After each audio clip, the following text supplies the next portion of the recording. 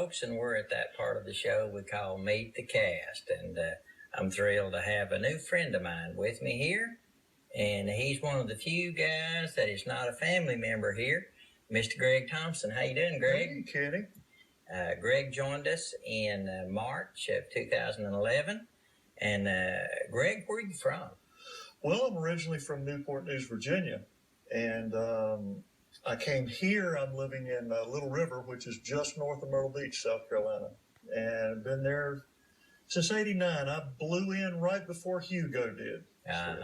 So I've been there ever since. And since March the 1st, I've been living up here.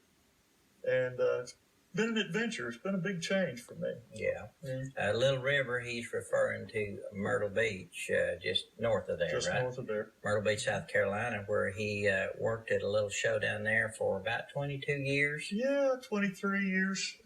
It's a little show, you're right. Yeah, called the Carolina Opry. One of the greatest shows of our type in the country, and one of the most successful, I guess the most successful. But before you blew into town, so to speak, tell us a little bit about your early musical roots and. Well, let's see. We might as well start at the beginning, right? Yeah. So when I was about 4.5 years old, I knew where Daddy kept his fiddle, and that was under the bed. And I'd crawl under there when they weren't looking and tried to play and all that, those kind of things, you know. And Dad told me, said, son, if you're that adamant about playing violin, we will get you some lessons. And there it started. I started taking privately at 5 years old. And then by the time I was 16, I was invited to attend the Royal College of Music. And where's that at? In London, England. Wow. And at what age? 16. 16. Yeah, I was very, very fortunate. And actually how that came about was I was playing with the Elizabeth Chapman Youth Ensemble in Hampton, Virginia. And we were one of the first youth groups in the country to be using the Suzuki method for violin. And we were invited to expand on that in England.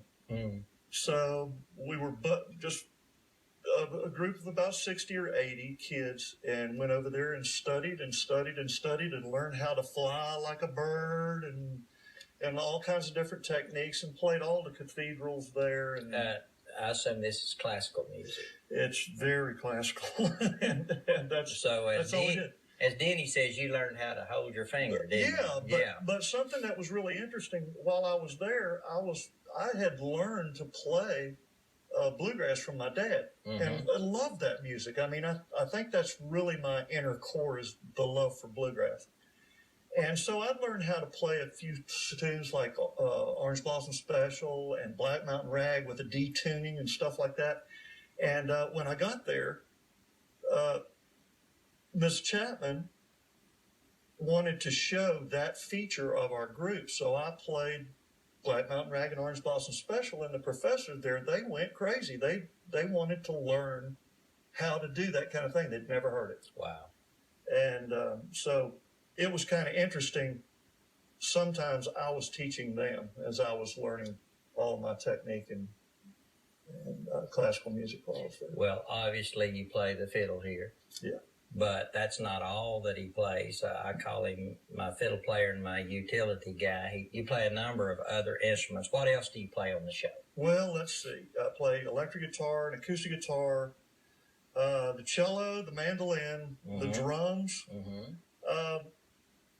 We haven't done any singing yet.